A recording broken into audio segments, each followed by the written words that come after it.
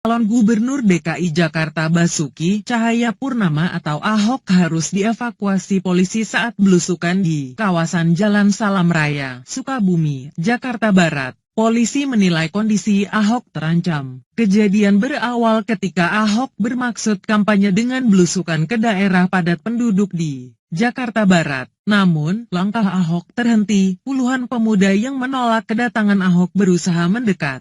Kita harus evakuasi, kata salah seorang petugas polisi sambil membuka jalan untuk Ahok. Dengan sigap para ajudan dan tim sukses menyetop angkot nomor 24. Para penumpang diturunkan. Seketika itu juga polisi berpakaian sipil memasang perlengkapan gas air mata dan mengikuti Ahok. Sedianya Ahok mendatangi kawasan Salam Raya untuk meninjau kali sekretaris. Ahok menyusuri gang-gang kecil, menyalami para warga dan sempat mempertanyakan soal banjir. Saat mengunjungi salah satu bengkel milik warga di gang sempit, puluhan warga mendatangi Ahok dan meneriaki penolakan mendatangi daerahnya. Ahok sempat melanjutkan kegiatan belusukannya. Namun, lantaran suasana tidak kondusif, Ahok pun dievakuasi ke Polsek Kebonjeruk, Jakarta Barat. Tak lama di Polsek, Ahok bersama para ajudan meninggalkan lokasi.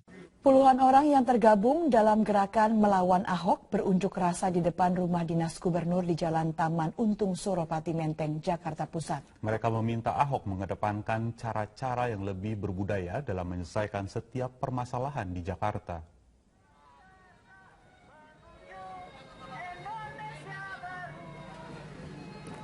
Dengan membawa ondel-ondel dan barongsai, massa dari gerakan lawan Ahok memprotes tindakan represif aparat saat menggusur rumah warga di Kampung Pulo. Pengunjuk rasa menyatakan mendukung penataan kota Jakarta, namun meminta Pemprov DKI Jakarta mengedepankan cara-cara yang berbudaya dalam menertibkan pemukiman. Ahok juga diminta untuk tidak melimpahkan kesalahan terjadinya banjir kepada rakyat kecil, namun juga menindak tegas pengembang properti. Sebelumnya kericuhan sempat terjadi saat petugas menggusur pemukiman warga di bantaran Kali Ciliwung, Kampung Pulo, Jakarta Timur. Penggusuran ini dilakukan untuk normalisasi Kali Ciliwung.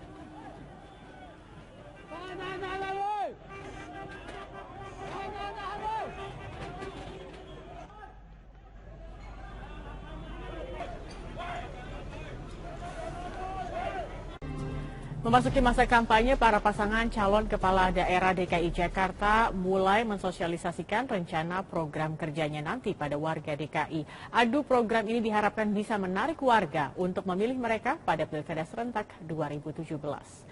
Calon Gubernur nomor urut 1 Agus Harimurti Yudhoyono berjanji akan mengembalikan program bantuan langsung tunai atau BLT kepada warga DKI yang hidup di bawah garis kemiskinan. Menurut Agus, meski belum menentukan nominal bantuan, BLT nantinya akan diberikan hingga warga menjadi mandiri secara finansial. Ia juga telah menyiapkan sistem khusus untuk mengaudit kekayaan sebenarnya dari para penerima BLT agar bantuan bisa tepat sasaran. Sementara calon gubernur DKI nomor urut 3 Anies Baswedan dalam belusukannya di kawasan Kelapa II Jakarta Barat menyatakan nantinya akan melakukan transparansi aset daerah dan juga fasilitas umum di Jakarta. Untuk mengurangi potensi penyelewengan, pihaknya juga akan membuat aplikasi yang dapat diunduh di telepon pintar agar warga dapat ikut mengawasi kinerja pemerintah daerah dan memantau langsung pengelolaan aset-aset daerah.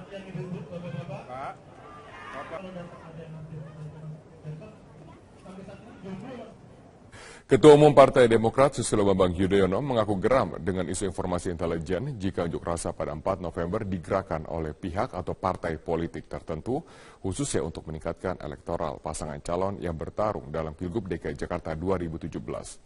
Hal ini disampaikan SBY saat menggelar konferensi pers di kediamannya di Puri Cikeas, Bogor. Meski SBY tidak menyebut pihak yang dituduh menggerakkan aksi tersebut, namun ia menganggap informasi tersebut adalah fitnah. SBY menyampaikan kepada masyarakat agar jangan mudah terprovokasi dengan isu-isu negatif yang beredar. Meski diakuinya anak sulung SBY, Agus Yudhoyono, mengikuti ajang Pilgub DKI Jakarta, bukan berarti isu ini menjadi alat untuk menaikkan elektoral Agus dan Silvi. Situasi sekarang, kalau ada informasi atau analisis intelijen seperti itu, ya, saya kira berbahaya. Menuduh seseorang, menuduh sebuah kalangan, menuduh sebuah partai politik melakukan seperti itu, pertama itu fitnah. Fitnah lebih kejam dibandingkan pembunuhan. I tell you. Yang kedua, menghina. Rakyat bukan kelompok bayaran. Di era kecanggihan teknologi, Indonesia kini menghadapi tantangan besar dalam merawat kerukunan akibat penyalahgunaan media sosial. Media sosial menjadi media paling mudah dalam menghasut masyarakat yang akan memecah belah. Media seringkali disalahgunakan dan dijadikan ajang provokasi, terlebih di masa-masa pilkada seperti ini. Lalu bagaimana langkah kepolisian dalam menangani hal ini, khususnya di wilayah ibu kota Jakarta?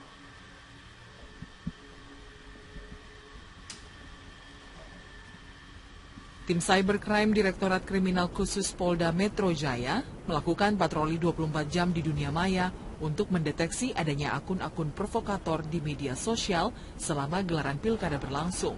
Kepala Unit 1 Cybercrime Polda Metro Jaya, AKP Joko Handono mengatakan, setiap tim memantau media sosial, baik Facebook, Instagram, dan yang lainnya. Akun yang menyebarkan isu sara, fitnah hingga kampanye gelap dalam masa pilkada akan dicatat dan diidentifikasi melalui analisa dengan menggunakan perangkat lunak tertentu. Jika terbukti berdampak buruk bagi kehidupan berbangsa dan bernegara, maka tim patrol cyber akan bekerja sama dengan Kementerian Komunikasi dan Informatika untuk menutup akun tersebut. Kalau terkait dengan pilkada yang saat ini, yang sangat marak adalah itu isu sara dan hate speech ya.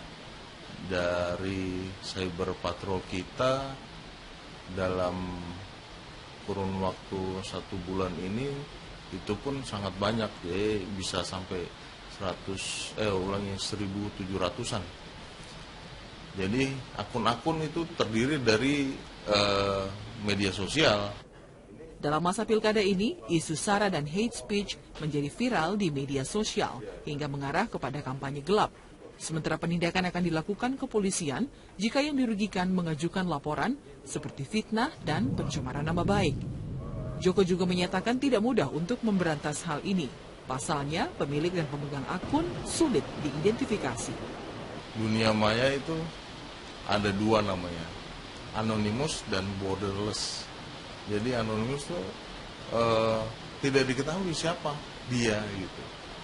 Belum tentu dia itu sesuai dengan identitasnya dia. Dan juga tanpa batas, dia bisa mengakses dari mana saja. Dan siapa saja juga bisa melihat apa yang diakses itu. Media sosial harusnya tidak menghilangkan makna substansi dari demokrasi, agar demokrasi yang tengah berkembang ini tidak dicederai oleh provokator yang justru ingin memecah belah bangsa. Dari Jakarta, Fazilah Khairunisa, Niken Riwuh, Metro TV. Pemirsa, hari kelima kampanye calon wakil gubernur DKI Jakarta, Silviana Murni menemui Syah Manaf, seorang tokoh Betawi dari partai pengusungnya, Partai Persatuan Pembangunan. Sementara itu kegiatan kampanye calon gubernur DKI Jakarta petahana Basuki Cahayapurnama hari ini adalah belusukan ke Pasar Serdang Kemayoran, Jakarta Pusat. Kedatangan Ahok bersama dengan tim suksesnya disambut meriah oleh sejumlah pedagang pasar. Ahok berdialog langsung dengan pedagang serta warga yang tinggal di sekitar Pasar Serdang untuk mendengarkan keluhan mereka sekaligus ingin mengetahui stabilitas harga komoditas serta kondisi lapak para pedagang. Ahok menjanjikan akan segera melakukan penataan Pasar Serdang setelah ia kembali aktif sebagai gubernur usai masa cuti bulan Februari 2017 mendatang. Sementara itu terkait dengan pedagang yang ingin mendapatkan bantuan modal, Ahok mengajak mereka untuk mendaftarkan ke Bank DKI untuk mendapatkan bantuan usaha dari pemerintah Provinsi DKI Jakarta. Sementara itu, calon wakil gubernur DKI Jakarta nomor urut 1, Silviana Murni, berdiskusi dengan tokoh Betawi dan ulama tokoh Partai Persatuan Pembangunan, Syia Manaf. Kedatangan Silvi guna mencari solusi untuk pembangunan kota Jakarta jika ia terpilih sebagai wakil gubernur DKI Jakarta. Menurut Silvi, nilai-nilai Betawi perlu dipertahankan dan dilestarikan. Silvi sendiri mengklaim dirinya pernah terlibat langsung dengan sejumlah organisasi Betawi seperti Badan Musyawarah Betawi atau BAMUS Betawi. Dia adalah tokoh Betawi yang dari kecil lah dari saya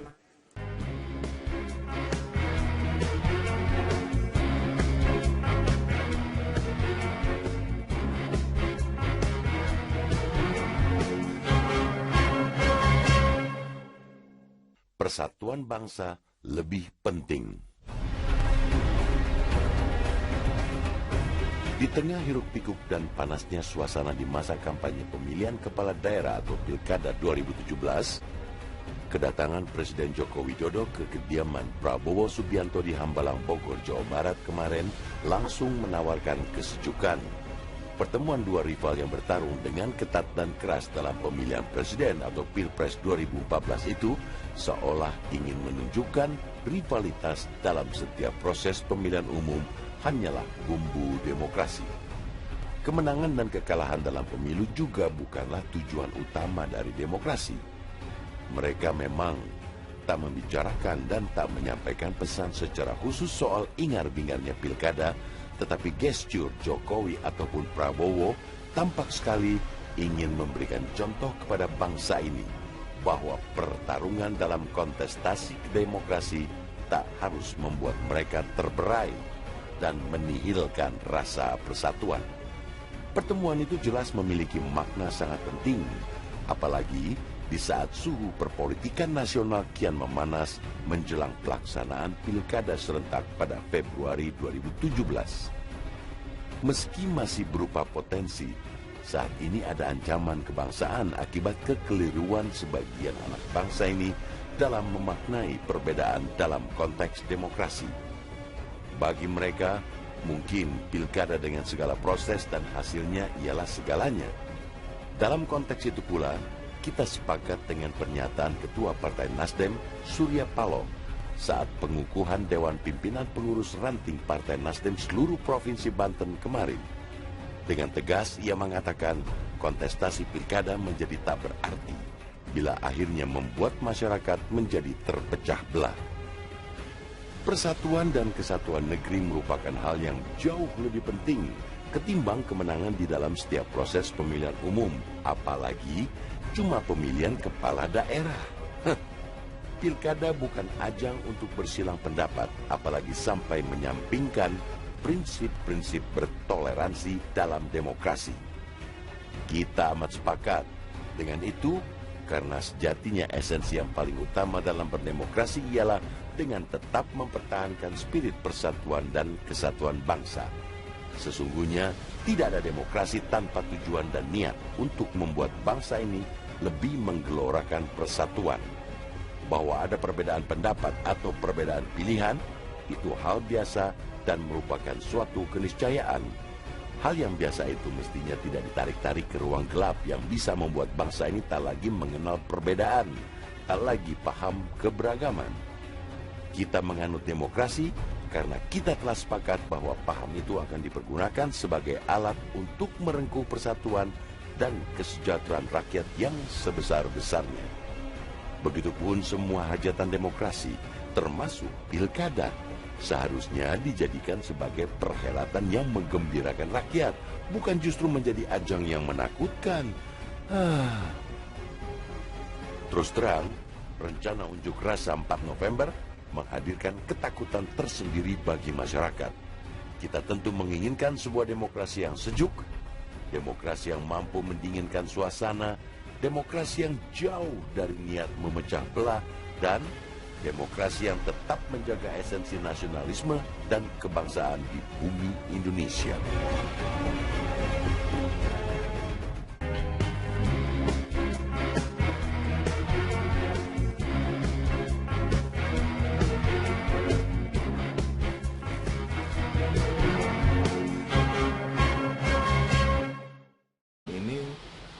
sangat banyak, jadi bisa sampai 1.700-an.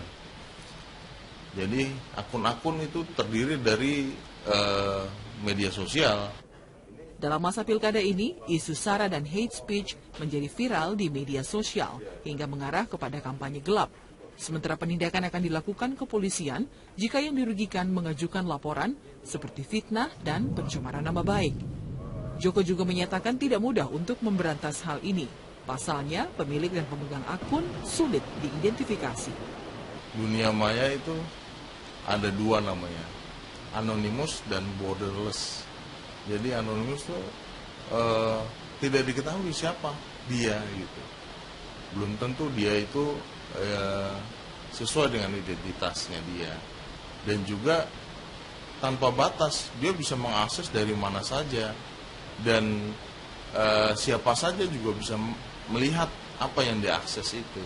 Media sosial harusnya tidak menghilangkan makna substansi dari demokrasi, agar demokrasi yang tengah berkembang ini tidak dicederai oleh provokator yang justru ingin memecah belah bangsa.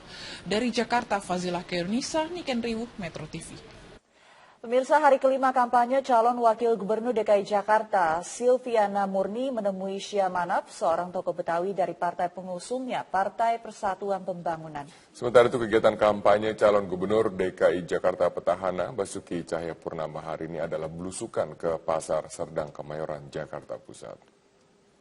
Kedatangan Ahok bersama dengan tim suksesnya disambut meriah oleh sejumlah pedagang pasar. Ahok berdialog langsung dengan pedagang serta warga yang tinggal di sekitar Pasar Serdang untuk mendengarkan keluhan mereka sekaligus ingin mengetahui stabilitas harga komoditas serta kondisi lapak para pedagang. Ahok menjanjikan akan segera melakukan penataan Pasar Serdang setelah ia kembali aktif sebagai gubernur usai masa cuti bulan Februari 2017 mendatang. Sementara itu terkait dengan pedagang yang ingin mendapatkan bantuan modal, Ahok mengajak mereka untuk mendaftarkan ke Bank DKI untuk mendapatkan bantuan usaha dari pemerintah Provinsi DKI Jakarta. Sementara itu, calon wakil gubernur DKI Jakarta nomor urut 1, Silviana Murni, berdiskusi dengan tokoh Betawi dan ulama tokoh Partai Persatuan Pembangunan, Syah Manaf. Kedatangan Silvi guna mencari solusi untuk pembangunan kota Jakarta jika ia terpilih sebagai wakil gubernur DKI Jakarta. Menurut Silvi, nilai-nilai Betawi perlu dipertahankan dan dilestarikan. Silvi sendiri mengklaim dirinya pernah terlibat langsung dengan sejumlah organisasi Betawi seperti Badan Musyawarah Betawi atau BAMUS Betawi. Dia adalah tokoh Betawi yang dari kecil lah saya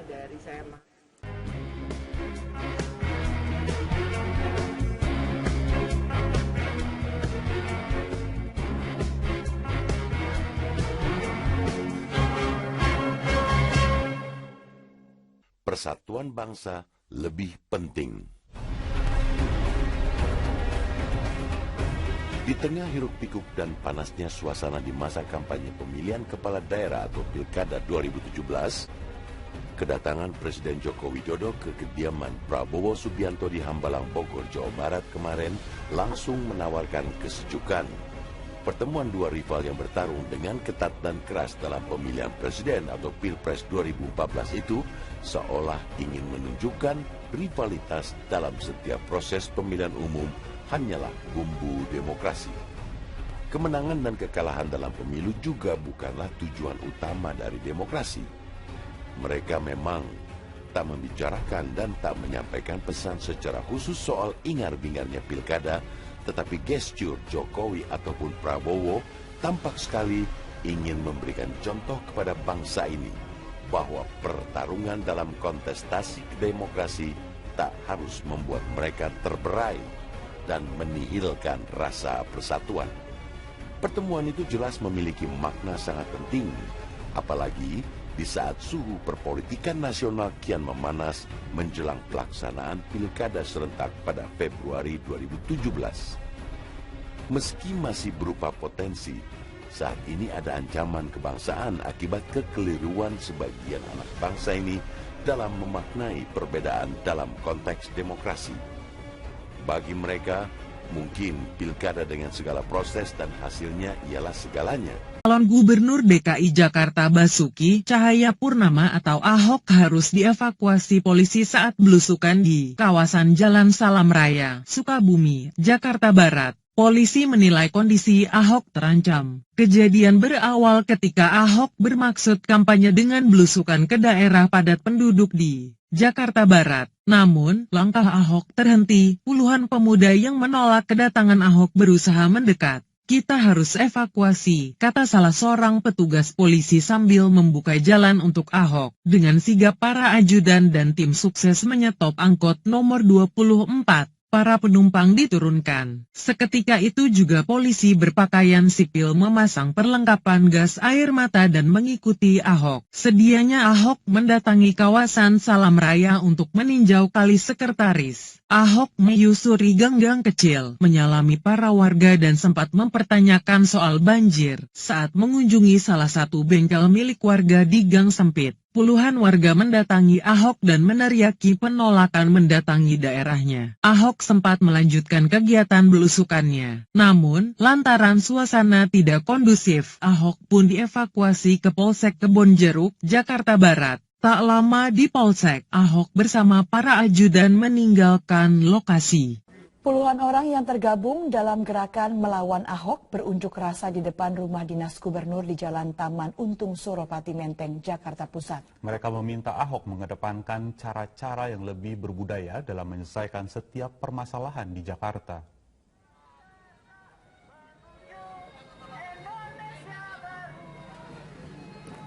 Dengan membawa ondel-ondel dan barongsai, massa dari gerakan lawan Ahok memprotes tindakan represif aparat saat menggusur rumah warga di Kampung Pulo.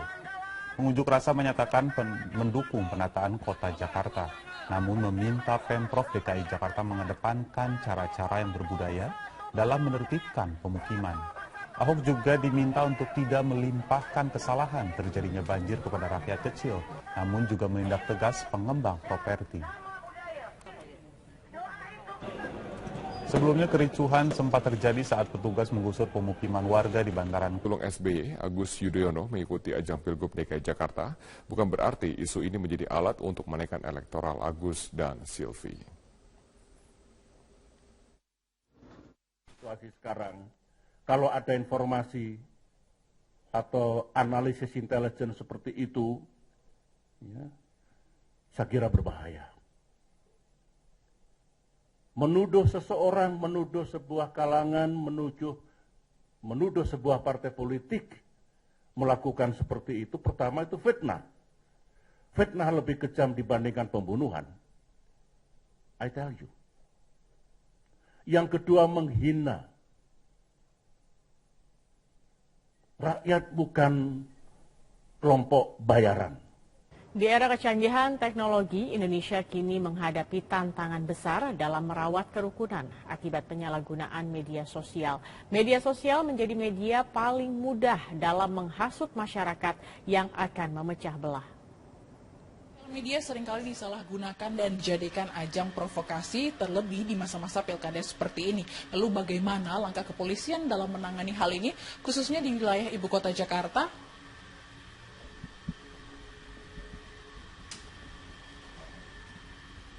Tim Cybercrime Direktorat Kriminal Khusus Polda Metro Jaya melakukan patroli 24 jam di dunia maya untuk mendeteksi adanya akun-akun provokator di media sosial selama gelaran pilkada berlangsung.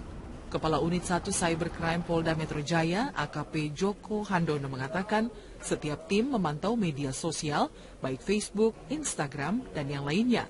Akun yang menyebarkan isu sara, fitnah, hingga kampanye gelap dalam masa pilkada akan dicatat dan diidentifikasi melalui analisa dengan menggunakan perangkat lunak tertentu. Jika terbukti berdampak buruk bagi kehidupan berbangsa dan bernegara, maka tim patrol cyber akan bekerja sama dengan Kementerian Komunikasi dan Informatika untuk menutup akun tersebut. Kalau terkait dengan pilkada yang saat ini, yang sangat marak adalah itu isu sara dan hate speech ya. Dari cyber patrol kita dalam kurun waktu 1 bulan. Kali Ciliwung, Kampung Pulo, Jakarta Timur. Penggusuran ini dilakukan untuk normalisasi Kali Ciliwung.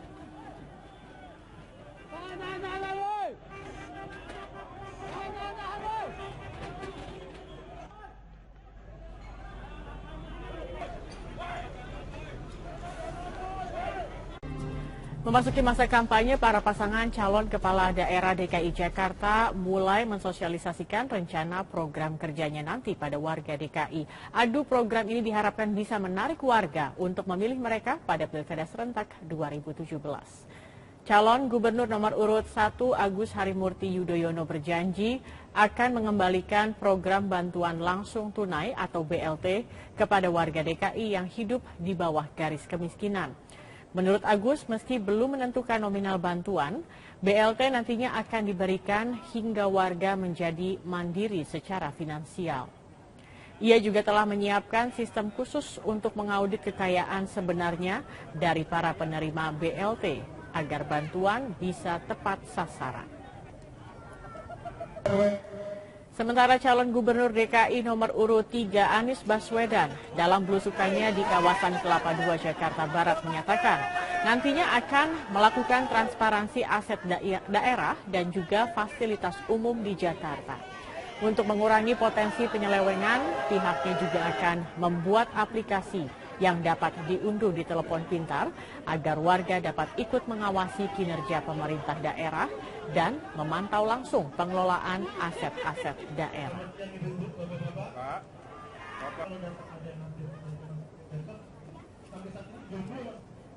Ketua Umum Partai Demokrat Susilo Bambang Yudhoyono mengaku geram dengan isu informasi intelijen jika unjuk rasa pada 4 November digerakkan oleh pihak atau partai politik tertentu, khususnya untuk meningkatkan elektoral pasangan calon yang bertarung dalam Pilgub DKI Jakarta 2017. Hal ini disampaikan SBY saat menggelar konferensi pers di kediamannya di Puri Cikeas, Bogor.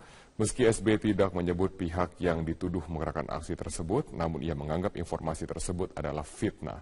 SBY menyampaikan kepada masyarakat agar jangan mudah terprovokasi dengan isu-isu negatif yang beredar. Meski diakuinya anak